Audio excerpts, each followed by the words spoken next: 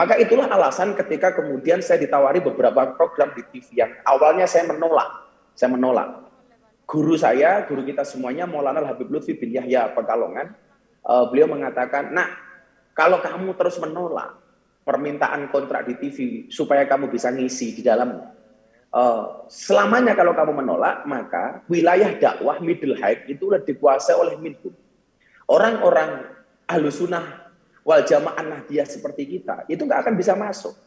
Maka dengan landasan itulah kemudian saya menerima beberapa tawaran TV. Salah satunya hari ini yang barangkali cukup happening adalah acara saya di iNews, ngobrol bareng Gus Miftah itu, yang saya juga berencana mendatangkan Bu Khofifah sebagai bintang tamu, yang beliau kayaknya cukup sibuk ini. Cukup sibuk. Entah sekarang sibuk sebagai gubernur atau wacana capres dan lain sebagainya itu. Itu ternyata hari ini dapat diterima dengan baik. Maka gara-gara itulah kemudian dari acara saya setahun di iNews, kemudian di beberapa TV yang lain, saya kemudian mempunyai program dengan Gus Ipang Wahid, Gus Ipang, cicitnya Hadratus Syekh, yang kalau saya ditanya wartawan, kenapa sekarang Gus Miftah gandeng Gus Ipang Wahid? Bahasa saya adalah meng-NO-kan orang PKS, meng-NO-kan cicitnya Hadratus Syekh Hasyim Asy'ari, yang dulunya Gus Ipang itu jarang kita kenal di NO itu. Secara kultural maupun struktural hari ini beliau saya rapatkan betul ke barisan Nahdlatul Ulama. Saya membuat program baru, Bu Gubernur. Kemarin yang di launching sama Pak Erick Thohir dan teman-teman One Team Press, beberapa direksi BUMN dan sebagainya. Saya melahirkan launching gerakan Omah Asa. Omah Asa ini adalah gerbang moderasi. Saya pengen kemudian anak-anak milenial ini belajar agama, beragama dan berbangsa itu yang ramah dan menyenangkan. Maka saya menggandeng Atta Halilintar, jadi produser, Raffi Ahmad, Muhammad Arif, YouTuber dan sebagainya. Yang tujuannya apa? Untuk mengenalkan dakwah Ahlus Sunnah kepada teman-teman selebritis. Dan ternyata begitu kita launching, responnya luar biasa. Inilah yang kemudian saya pahami dari dawuhnya Kanjeng Nabi, khatibun nas bi qadri uqulihim. Berbicaralah kamu kepada manusia sesuai dengan kemampuan akalmu. Kalau peluang ini tidak kita ambil, ya selamanya dakwah ala Ahlus Sunnah wal Jamaah An-Nahdiyah ini akan terpinggirkan. Akan terpinggirkan. Maka begitu kemarin kita launching, saya launching Omah Asa, gerakan kebaikan. Yang saya bidik adalah teman-teman middle height, para teman-teman selebritis. Bahkan si Atta Halilintar sudah memetakan, Gus, ini mau kita bagi-bagi nih, anak yang usianya 30 tahun ke bawah pengen ngaji sendiri sama Gus Miftah, 30 sampai 40 teman-teman artis juga pengen bikin kelompok sendiri, bahkan ibu-ibu sosialita di Jakarta. Ya, ada yang BPJS lah, budget pas-pasan jiwa sosialita, atau yang BPJS lainnya, budget, barisan para janda sosialita. Mereka tertarik untuk ngaji dengan ini, dengan cara-cara seperti ini.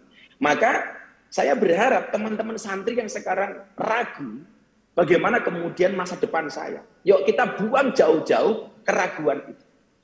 Kita buang jauh-jauh bahwa santri kemudian tidak bisa diterima di kalangan menengah ke atas. Artinya hari ini bukan satu hal yang aneh ketika saya kemudian jadi bintang tamu di Rumpi. Bukan satu hal yang aneh ketika saya diundang narasumber di Silet, di Hotkiss, kemudian di acara-acara seperti Brownies dan lain sebagainya. Yang dulu mungkin kita salah memahami apa yang disampaikan oleh Ibnu Athaillah As-Sakandari ketika berbicara tentang popularitas. Saat itu Ibnu Athaillah kan mengatakan apa? Idfin wujudaka fi ardil humul. Jadi kita diminta untuk idfin, untuk mengubur dalam-dalam apa ya? Eksistensi kita. Yang saya memahami adalah bukan berarti kita tidak boleh menjadi orang terkenal. Yang bukan berarti kita tidak boleh menjadi orang yang eksis. Tetapi bagaimana kemudian dengan eksistensi yang kita miliki, popularitas yang kita miliki, ini mampu memberikan dampak dan nilai manfaat kepada orang lain. Nah, termasuk malam hari ini contohnya. Saya tadi ditelepon sama Mas Putra Siregar, lah ini udah sambung. Mas Putra ini salah satu generasi milenial yang mempunyai follower yang luar biasa. Di Instagram follower beliau jutaan. Dan beliau ini adalah salah satu pengusaha muda muslim yang sukses dengan segala jenis usahanya. Lah, karena tahu hari ini kita ada lelang amal, ini Mas Putra mungkin bisa disambungkan, dia mau lelang belangkon saya. Mau lelang belangkon saya, Bu Gubernur. Saya nggak tahu belangkon saya ini mau dibeli berapa sama Mas Putra Siregar. Tolong saya disambungkan ya operator dengan Mas Putra. Kayaknya Mas Putra udah masuk. Halo, Assalamualaikum Mas Putra. Waalaikumsalam, Gus. Waalaikumsalam. Mas Alhamdulillah. Putra, gimana kabarnya? Sehat? Alhamdulillah sehat, Gus. Alhamdulillah juga Ini, Allah baik banget. Toko rame banget hari ini. Alhamdulillah. toko rame banget. Toko rame Iya. banget. Ini juga hadir yang menyaksikan acara ini Gubernur Jawa Timur, Bu Khofifah. Mas Putra, tolong disapa beliau. Assalamualaikum Ibu. Mudah-mudahan diberikan kesehatan, diberikan kebaikan dunia akhirat, dipermudah segala urusannya. Amin. Amin. Ya Amin. Rabbal. Dan juga para Gus, ini ada Gus Rozin sebagai Ketua RMI. RMI itu Persatuan Pesantren NU seluruh Indonesia, Mas Putra. Masya Allah. Cara gambarnya beginilah. Nah ini Mas Putra, ini acara kita ini adalah salah satunya lelang amal untuk pesantren asuh. Jadi hasil lelangnya itu nanti untuk ngurusi teman-teman santri, kita asuh santri, apalagi yang terdampak COVID-19. Nah, Baik. ini Mas Putra, Gus Miftah punya belangkon nih, belangkon yang setiap hari Gus Miftah pakai.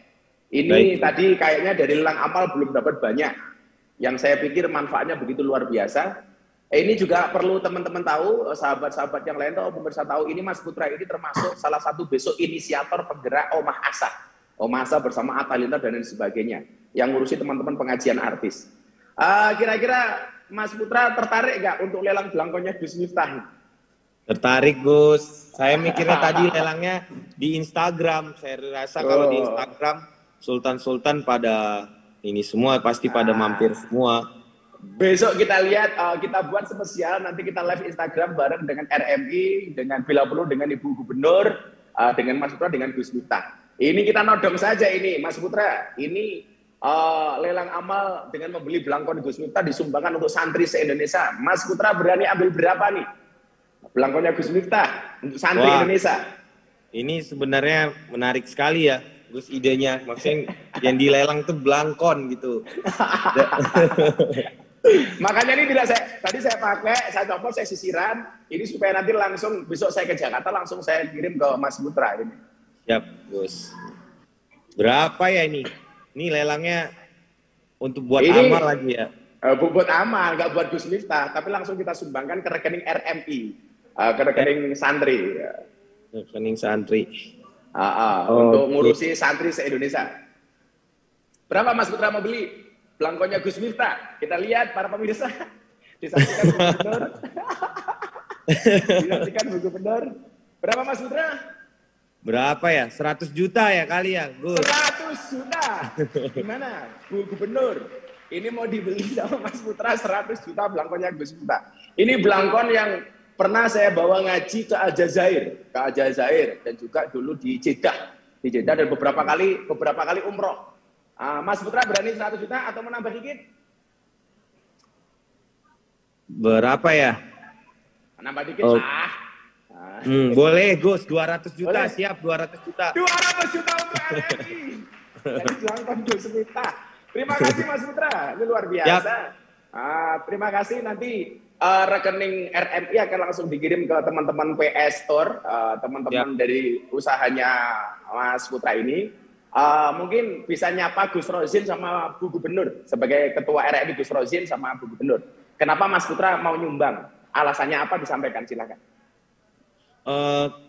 Ya itu ya, memang alhamdulillah COVID-19 ini banyak mengganggu perekonomian umat gitu. Jadi bahkan ini salah satu kunci sukses saya bisa tetap beradaptasi dan tetap bisa survive di tengah pandemi, yaitu di mana banyak perusahaan yang akhirnya bangkrut atau kolaps karena memang mereka banyak nge-defense ya. Tapi pada waktu pertama kali pandemi muncul, saya tuh malah ofensif, yaitu banyak melakukan penggalangan dana, dan alhamdulillah untuk di Indonesia saya perusahaan yang paling banyak menggalang dana ya. Kalau untuk acara TV itu Kak Najwa Shihab, untuk influencer itu ada Rasel V-nya, dan untuk brand itu yang terbanyak di Indonesia alhamdulillah PS Store. Nah ternyata meskipun di tengah pandemi, karena kita tidak nge-defense atau bukan malah nyimpen modal, malah menggalang dana, terus banyak membantu masyarakat lah dalam COVID. Di tengah pandemi malah perusahaan saya 10 kali lipat lebih sukses. Gitu. Itu karena sedekah. Jadi ini rahasia yang banyak tahu. Jadi banyak perusahaan-perusahaan yang karena dia nge-defense, saving, dia berharap, oh nanti deh usahanya dimulai setelah COVID-19 berakhir. Ternyata COVID-19 berlarut-larut, akhirnya banyak perusahaan yang bangkrut, pengurangan karyawan dan sebagainya. Bahkan saya malah penambahan karyawan dari ratusan sampai mau ke 1.000 karyawan itu malah saat COVID-19. Jadi saat orang pecat karyawan, saya kebalikannya. Saya menerima atau open recruitment karyawan gitu. Makanya saya bercita-cita saat ini bisa memiliki 1 juta karyawan dengan peluang-peluang bisnis lain. Ya, terima kasih Mas Putra. Ini sebenarnya juga hadir di studio itu mentor Indonesia, Bang Putra, Pak Dahlan Iskan. Ini Bang Putra, dia Pak Dahlan Iskan, mantan Menteri BUMN. Assalamualaikum Pak Dahlan Iskan. Saya masih punya belangkon yang lain loh Pak. Barangkali Pak Dahlan Iskan berkenan. Nanti kalau Pak Dahlan Iskan berkenan, nanti saya kirim Pak belangkonnya ke Jawa Timur Bapak. Terima kasih Mas Putra, salam untuk PS Store. Mudah-mudahan usaha Mas Putra lebih maju lagi. Amin. Amin, amin. Makasih Mas Putra ya. Sama-sama Gus. Nanti rekeningnya RMI akan diurus sama Mas Danis supaya nanti Mas Putra bisa langsung transfer. Siap, izin saya. Makasih Mas. Ya siap. Oke. Ya, makasih Mas Putra. Matur nuwun. Yo, Waalaikumsalam Mas Putra. Nah, ini Bapak Ibu, teman-teman RMI dan pemirsa TV, ini salah satu artis atau selebgram yang merupakan binaan saya. Saya mengatakan kepada dia waktu itu bagaimana konsep mencari rezeki yang benar. Saya bilang sama teman-teman artis, rezeki itu datang dengan 3 cara. Dengan 3 cara. Rezeki itu datang dengan 3 cara. Yang pertama adalah karena kamu cari. Karena kamu cari. Banyak ayat Al-Quran yang kemudian berbicara tentang hal ini. Contohnya kemudian kita bisa lihat dalam surat At-Taubah ayat 105. Wa qul i'malu fasarallahu amalakum wa rasuluh dan seterusnya. Ini adalah perintah Allah untuk kita i'malu, untuk bekerja. Datangnya rezeki dengan kita cari. Walaupun kemudian ada perdebatan yang cukup menarik ini sebelum saya lanjutkan. Antara Imam Maliki dan Imam Syafi'i tentang bagaimana kita mendapatkan rezeki. Menurut Imam Malik, rezeki itu nggak perlu dicari. Kalau memang sudah jatahnya, nggak usah dicari, pasti akan datang. Sementara menurut muridnya Imam Syafi'i, yang namanya rezeki itu ya harus dicari, harus bekerja, dan lain sebagainya. Kalau nggak bekerja, bagaimana saya dapat rezeki? Kata Imam Syafi'i. Sampai satu ketika, Imam Syafi'i ini mendapatkan job pekerjaan untuk memanen kebun anggur. Imam Syafi'i datang, memanen kebun anggur. Begitu selesai, Imam Syafi'i dikasih sekeranjang anggur yang bagus. Dibawa pulanglah ke rumahnya Imam Malik, gurunya. Kemudian anggur yang bagus ini dimakan antara Imam Syafi'i dan Imam Malik. Di tengah-tengah makan, Imam Syafi'i mengatakan, guru, benarkan teori saya bahwa rezeki itu harus dicari. Sebagaimana perintah Allah di dalam surat At-Taubah ayat 105, bahwa kita harus bekerja. Karena saya bekerja, saya dapat anggur, kemudian anggur ini bisa saya bawa pulang, dan kita makan berdua. Apa jawaban Imam Malik? Imam Malik mengatakan, teorimu benar, tapi teoriku juga tidak salah. Bahwa kalau rezeki itu memang sudah jatahnya, nggak usah kita cari, itu pasti datang. Contohnya hari ini, saya bisa makan anggur walaupun saya tidak perlu repot-repot kerja di kebun anggur. Maka yang pertama rezeki itu adalah dicari. Yang kedua adalah datangnya rezeki itu karena Allah beri. Yang tadi dicontohkan oleh Imam Malik. Maka kemudian dalam Al-Quran kita sering membaca satu ayat yang bunyinya adalah wa ma min dabbatin fil ardi illa 'alallahi rizquha. Tidaklah semua yang ada di muka bumi ini rizkinya kecuali sudah dijamin oleh Allah Subhanahu wa Ta'ala. Maka para santri, kamu jangan khawatir bahwa rezekimu sudah dijamin oleh Allah. Kalau hari ini kamu malu menjadi santri, kamu santai saja. Santri itu bisa menjadi apapun. Bisa menjadi presiden seperti Gus Dur, bisa menjadi wakil presiden seperti Kiai Ma'ruf, bisa menjadi gubernur seperti Bu Khofifah, bisa menjadi wakil gubernur seperti Gus Ipul, seperti Gus Yasin, kan?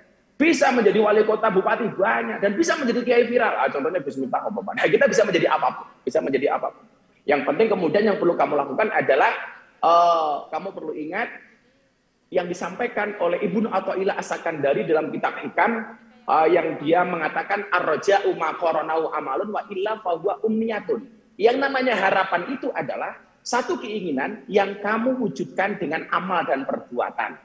Kalau tidak ada amal dan perbuatan, itu namanya tamanni. Tamanni itu artinya apa? Angan-angan. Maka santri harus bisa membedakan mana ar-roja, mana tamanni, mana harapan, mana angan-angan. Kalau kamu pengen jadi orang besar seperti Bu Khofifah, seperti Pak Dahlan Iskan, seperti Gus Rozin, kamu aktualisasikan keinginanmu dengan perbuatan dan amal, itu namanya harapan. Tetapi kalau kamu pengen jadi orang besar, tetapi tidak ada amal dan perbuatan, itu namanya tamanni atau umniyah. Contohnya apa? Kerja nggak mau, usaha nggak mau, dagang nggak mau, bisnis nggak mau, pekerjaannya tidur, begitu bangun kamu mengatakan akan indah pada waktunya. Itu namanya tamani atau impian. Dan yang ketiga adalah rezeki itu yang datang karena kamu pernah memberi. Seperti tadi yang dicontohkan oleh Mas Putra Siregar. Kalau kamu pengen nangkap ayam, caranya bagaimana? Jangan kamu kejar. Semakin kamu kejar ayamnya, maka ayamnya akan semakin lari. Bagaimana caranya? Kalau kamu ngejar ayam, ayamnya akan lari, tidak akan ketangkap dan kamu akan kecapean, kehabisan tenaga. Tapi yang kita lakukan adalah ketika kita pengen nangkap ayam, caranya sederhana. Bagaimana caranya? Dengan memberikan makan kepada ayam, maka ayam akan mendekat. Begitu mendekat, ayam bisa kita tangkap. Demikian juga dengan rezeki. Kalau pengen dapat rezeki yang banyak, caranya bagaimana? Kita pancing dengan sedekah. Maka dengan sedekah yang kita berikan, seperti tadi contohkan oleh Mas Putra Siregar, rezeki itu akan datang mendekat kepada kita. Ingat, rezeki itu datang karena kita cari, karena Allah beri, dan karena kita pernah memberi. Mudah-mudahan sedikit ini bermanfaat. Saya mohon izin, mohon pamit karena saya masih ada acara lagi. Bu Khofifah, matur nuwun. Pak Dahlan Iskan, matur nuwun. Gus Rozin, seminimal lah 200 juta. Nanti insya Allah dari saya nambahin sendirilah. Kalau untuk RMI apa sih yang enggak? Karena saya selalu mengatakan, melupakan Allah itu dosa, melupakan orang tua itu durhaka, melupakan RMI mana bisa. Terima kasih. Assalamualaikum warahmatullahi wabarakatuh.